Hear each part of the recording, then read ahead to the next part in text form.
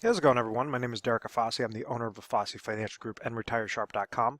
Today's topic I want to discuss with you thrift savings plan retirement for dummies. And I don't wish to offend anybody, with this title. I just want this video to be meant for that individual that says, okay, I think I have something known as a thrift savings plan.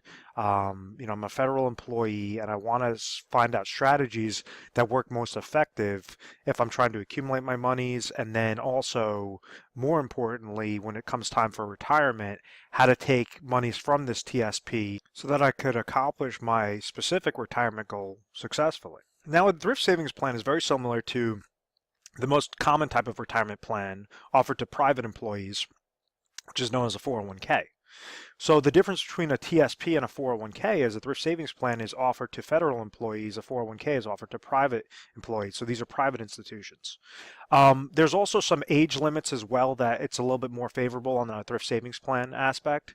But ultimately, what are both of these trying to accomplish? And what it's trying to accomplish is allowing an individual that's working for a specific company or entity to take a portion of their salary and place it into a type of retirement bucket, something that's going to grow for your retirement years that an individual is able to leverage for their retirement years.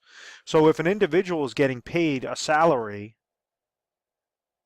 of, let's say, $100,000, and they're offered a thrift savings plan because they're a federal employee, and they say, okay, I want to put 5% of my salary into my thrift savings plan, well, that shows that this individual is placing $5,000 into that plan for the year. So that's not necessarily the only thing that grows this bucket. Yes, the contributions, if you're making consistent contributions, that's going to grow that bucket. But the caveat to this is also the percentage rate that's going to come back that could add compound interest to this bucket as well. And what I mean by this is you're going to have different options. You're going to have, about 5 to 20 different options. With this thrift savings plan, they're going to be tied to some sort of passive strategy, some sort of passive mutual funds or fixed accounts that you could allocate your monies towards. So like if somebody goes and they're putting in $5,000 a year and they have them invested all within the G fund that's paying a fixed percentage rate, well then they understand that they're going to always receive a gain within this bucket. It's going to be the contributions are going to grow this bucket, that fixed percentage rate are going to grow this bucket, so that bucket's going to grow larger and larger and larger throughout the end of the year, throughout the end of the day, throughout the end of the year. The problem with this is the G fund is paying such low interest rates. So therefore, individuals start to say, well, I've heard great things about the stock market. Let me go and invest it into, my other funding options, in between my 5 to 20 different options available to me. I'm going to go and invest my monies into something known as the C fund, which are going to be more of common type stocks. So it's going to be primarily equity-based mutual funds. So let's say if an individual ties their savings plan to a more aggressive equity-based type strategy, and the market does well, they're going to receive a positive interest credit to their thrift savings plan.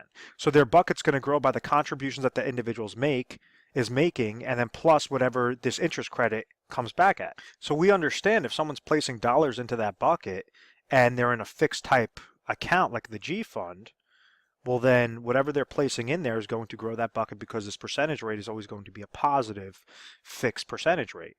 The problem that lies with throwing it all within those fixed type contracts or that fixed type allocation is you could run the risk of inflationary risk. So this is that whole concept of why an individual doesn't want to just save all their money and hide it underneath a mattress is because the cost of goods and services are going to be increasing each and every year. So it's a rule of thumb, inflation is going to increase by on the low end about 3% per year, on the high end about 4% per year. And inflation is tricky because you could have some years where inflation is not there. You don't see an increase in the cost of goods and services, and then all of a sudden you see a large uptick out of nowhere. So it's not like you're just seeing a gradual 3%, 3%, 3%. You could have 0% inflation and then all of a sudden get hit with a 5% of inflation in a given year. But on average, to prepare for it is you want to successfully receive about a 3 to 4% as a minimum rate of return off of your account so you do not fall victim to that inflationary risk. Because an individual could go and keep saving their dollars, saving their dollars, saving their dollars. Just like in 1990, individuals that retired lost over 40% of their purchasing power by 2010. And it was because of that concept of inflationary risk. Basically, the cost of goods and services were increasing, even though these individuals were on a fixed income. They now had to change their lifestyle in retirement because they couldn't go back to work. They were too old to go back to work, and basically too frail to go back to work. The individuals were losing to that inflationary risk concept. The other side is more of that equity-based model, and this is why individuals, they say, I want to go with the other funding options available in my thrift savings plan, ones that are tied to the market, ones that are tied to a mixture of stocks, of bonds, of my different options that might have like an 80% allocation into stocks and a 20% allocation into bonds. So you could pick and choose which route would be most suitable for your individual needs. Some individuals say, I'm not a risk taker. I just want to see a fixed percentage rate, and that might be fine going into the G fund, but they understand that there's going to be that inflationary risk associated with it. If they go into the other options, more of those variable type accounts, well, then they fall victim to something known as market risk. And let me clear up the screen real quick. And market risk was very apparent in 2008 when individuals said, you know what, from 1980 through 2000, I saw extremely great gains with my accounts. I'm just going to let it ride. I have faith in the market. Let me just keep my money in that C fund type aspect, and everything should work itself out. Well, what they didn't do was they didn't scale down. Typically, the rule of thumb is that when you start working, when you're in your earlier years, in your 30s and your 40s, you could take on more aggressive, more risk because you have a longer time horizon. If someone's going to retire at age 65 and they're 40 years old and the market takes a dip, well, they have those extra 25 years to recapture back all those different gains. So when somebody is now, let's say, age 63, and they still stay consistent with that risk, well, if the market has a decrease, well, you only have 2 years to try to recapture that back up. And then right when you want to retire, you're starting to pull money from an account that could potentially go down, that you're also paying fees on, and you're also having that longevity risk, you're having that inflationary risk that's compounding against it as well, and that's where you could see a retirement disaster take place. So that rule of thumb is to say, okay, I'm going to be more aggressive in my earlier years because I could take that risk, but then I want to make sure that I'm reallocating things, that as the closer that I get into my 50s, I want to make sure that these are more conservative, meaning more towards funds that are not going to be tied to that stock market volatility. In 2008, you had individuals that lost 50%, some over 50% of their portfolios, all within that 1 year. So if an individual walked into the year with $500,000 and then they walked out of the year with $250,000, that's something that's going to change your lifestyle. That's not a lot. That's not something of saying, okay, well, I walked into the year 500,000, I walked out of the year with 490,000. That's something that you could still prepare for. That's something that's not really going to change your lifestyle that much. When you take a large hit, due to that downward market losses and due to that reverse dollar cost averaging effect of paying the fees, of receiving that downward market loss, when it comes time to retire, well, now you have to retire off of $250,000 bucket as opposed to that $500,000 bucket. So you just always want to be mindful of, okay, which point am I at right now? How close am I to retirement? What exactly is your retirement number, so that you could plan successfully and you could try to actually plan out a strategy that correlates to your individual needs. So a very common example that occurs is, let's say an individual is currently age 60 and they're still working for that federal agency, and they say, okay, I know for sure that I want to retire at age 65. I want to stop working at age 65. What they typically do is they say, I'm going to leave my money in this TSP fund, in my TSP plan, and I'm just going to try to really pick out whatever the best allocations are. Now, the problem with the thrift savings plan is you're limited with the funding options that you have available. And yes, they're going to be cheap options, but typically you're getting what you pay for. So you have crappier options available when it's through that thrift savings plan. If you're below the age of 60, well, you might be subject to just trying to pick out what the best what the best available strategy is to really grow that account until, that retirement age. If you hit age 60 or age 59 and a half, the government allows individuals to take, it's known as an in-service withdrawal, and take a portion, if not all, of their TSP monies and segment them into properly designed IRA contracts. Why exactly is that beneficial? Why exactly would someone do that? Why would somebody take their TSP and roll it over into an IRA? Well, it all depends upon what their goal is. If this individual, let's say, is age 60, and they say, I want to retire at age 65, I have $500,000 that's currently sitting in my thrift savings plan account, and I have a certain income goal at age 65. Maybe I'm going to try to take Social Security a little bit earlier and trigger that at age 65. Maybe I'll be getting a pension from the federal government as well at age 65.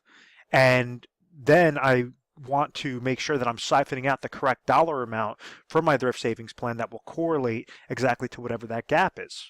So the number one goal to plan for is your income. If you have that ideal retirement age at 65, and let's say with this scenario, this person has no other retirement savings. They have just some money into, savings account, checking account, but basically as a retirement plan goes, they have this $500,000 in their savings plan. What happens is, let's say after doing a budgeting analysis, they understand that their expenses currently are, let's just say that they're sitting at 60 grand, but in retirement, these expenses at age 65, some are going to be reduced and it's going to be right around $50,000.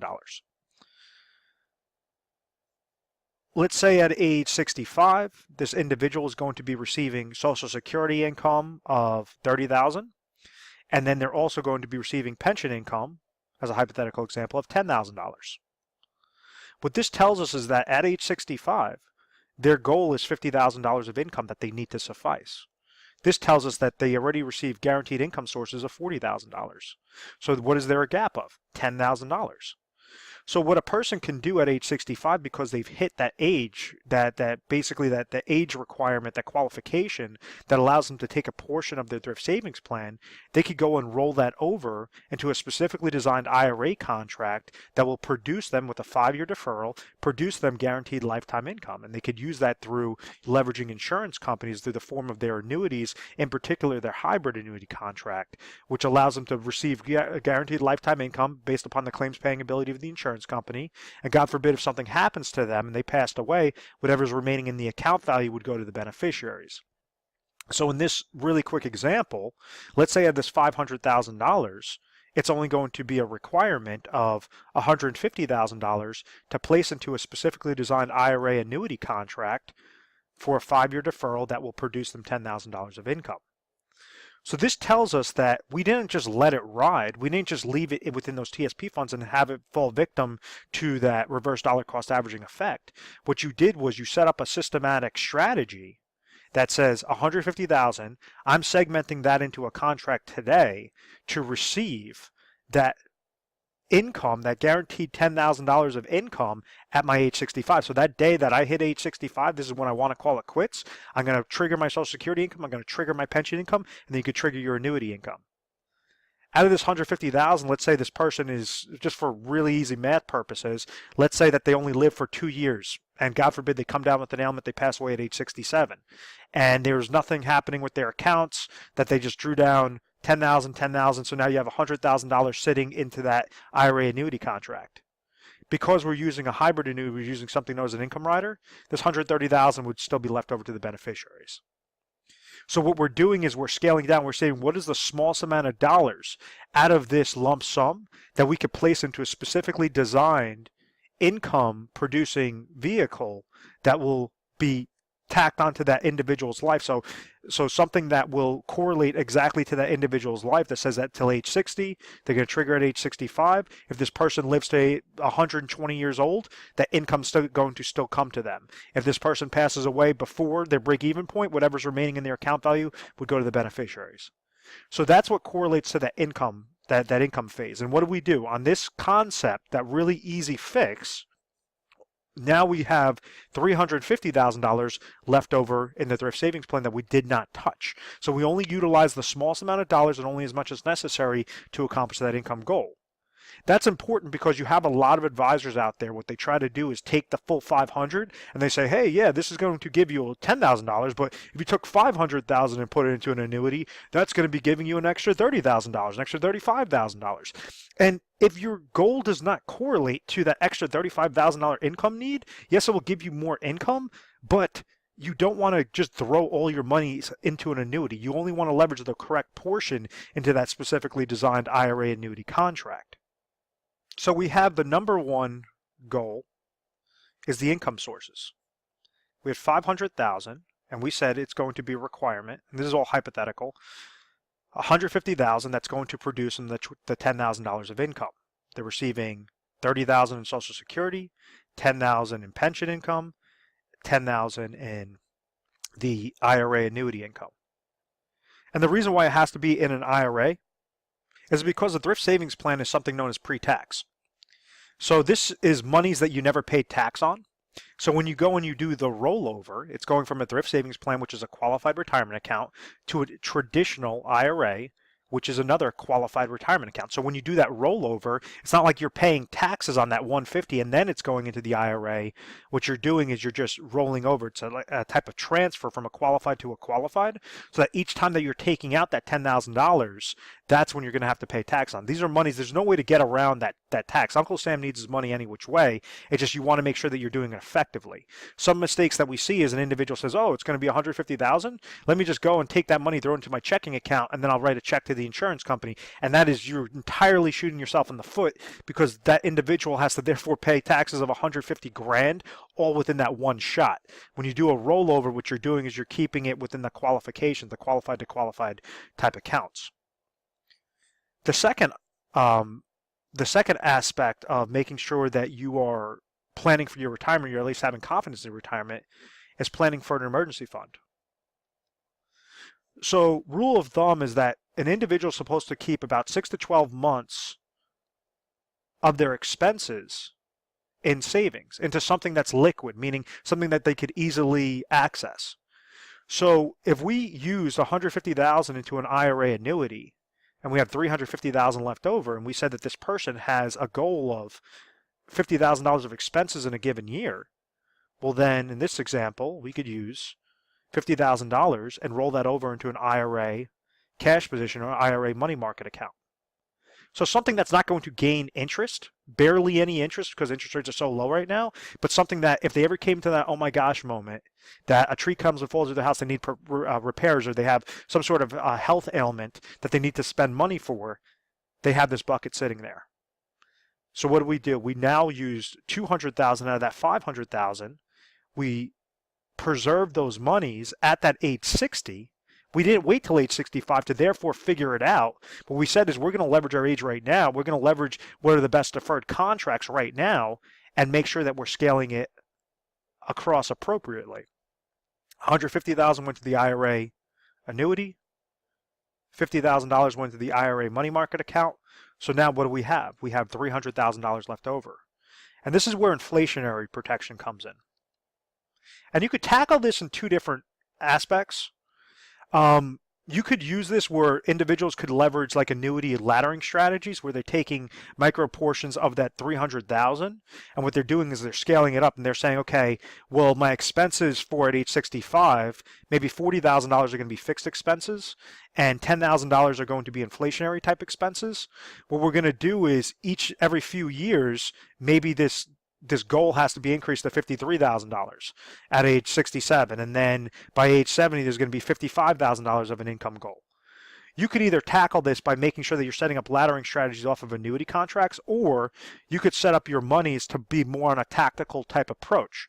Rather than letting it ride with the limited funding options, with those very inexpensive, cheap funding options through the thrift savings plan, an individual could utilize the $300,000 and place it into tactical money management to make sure that they are correlating exactly to their goal. They're trying to have good market gains when the market goes up, but they're making sure that they're protecting their nest egg if the market goes down. So rather than take that guess and say, okay, I'm just going to let it ride with the market, what a tactical type approach does is it allows somebody to have monitoring on their accounts every day and place them with the best possible mutual funds, ETFs, stocks, bonds.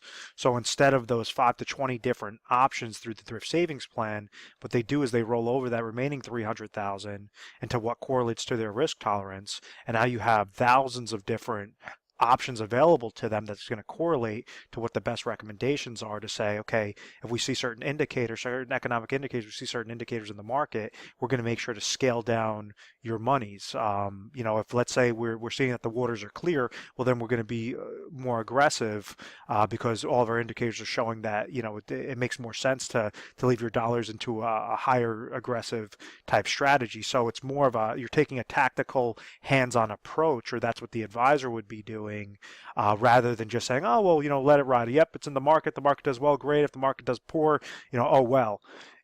You want to just make sure that it's more on a systematic strategy. What happens with the thrift savings plan is more on a passive type approach, where you're limited on how much growth potential you could place your dollars into unless you're truly monitoring that account yourself, and you're reading up and you're learning all these different aspects of what's going on with the market and how to read market trends and different things like that. So that's why, our typical recommendation is for that individual that's looking to retire, currently age 60, they want to retire at age 65. We're utilizing 150 in that example because that was the best one that came back into an IRA annuity account. And understand these IRA annuity accounts, like the annuity, it's not just like a random annuity contract that you're seeing through like a television commercial and then you're calling up that agency. It's going to correlate exactly to what your age is, exactly to what your deferral growth is, whether you want to have single life income, whether you want to have joint life income with you and your spouse, depending upon where area, what state that you're in. Each state is going to be different. It has to be appropriate to your exact situation. So that will be the top recommendation there. The $50,000 in that money market example is just going to say that your liquid cash. It's not, if the market goes down, this is going to be unaffected. Now, and then you have the remaining 300,000, which we typically recommend in a tactical type approach to really grow your types of accounts. Now, you could place it into different indexing type strategies, ones that gain when the market goes up, does not lose when the market goes down, or you could take a portion of it, throw it more into variable-based accounts to make sure that you're also have those advisors that are monitoring that account appropriately, of saying, we have market trends that the market's going to be having a decrease, so you want to just protect yourself at all times. So rather than a question mark or just saying, yeah, I'll worry about that plan when I get to it and just leave my money in the TSP, if you hit that age 60, you're eligible to go and roll over and to set up an actual plan. Different eligibility requirements if you severed employment. So like, let's say if somebody was working for a federal agency and they quit working there and now they're working for a new company, a private company, they have access with the old TSP account to therefore roll it over. Let's say if somebody is 55 years old and they say, okay, I just retired from my federal agency, you have an access to, or even if you're in your 60s, you have access to those thrift savings plan monies now that you could roll it over appropriately into whatever the top three strategies would be. But what we're not doing is taking that approach of saying, okay, the thrift savings plan, let's roll it over all 100% into a money market account. Let's roll it over 100% onto an annuity. Let's roll it 100% into tactical money management. You want to make sure that you're segmenting it out properly so that you're able to leverage each piece appropriately. So it's taking that 30,000 foot view. Where are you right now? Where do you want to go? And how do you get there most effectively? So if you found value in this video, feel free to give our 1-800 number a call at any time. It's 1-800-566-1002. We're available 24 hours a day, 7 days a week. And when calling over, what you can expect is you're going to speak to an assistant. That assistant's going to ask you, okay, what are you calling in for? You might say, I saw, different videos or listen to a radio show or whatever on the thrift savings plan, retirement plan, either for dummies or whichever video you watched. And they're going to make sure that you're patched over to a specialist that handles your particular area. Based upon, what that specialist is going to ask you, is going to try to uncover, where are you right now?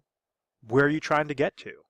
Do you need income? Is that important to you? Is that something that, you want to make sure that you're leveraging? Or is your Social Security and pension income going to correlate to your goals appropriately, where you don't need to leverage, insurance-based contracts such as an annuities, and you could place more dollars into your fund monies, more into emergency type funds? What is your exact situation? Can you get to your situation of what you're doing right now, or is there a gap in your plan? If there's a gap, there might be some recommendations that specialist is going to make for you and show you what the appropriate plan of action will be. We're an independent agency, so we're not captive whatever you tell us, company XYZ is going to be the greatest thing since sliced bread.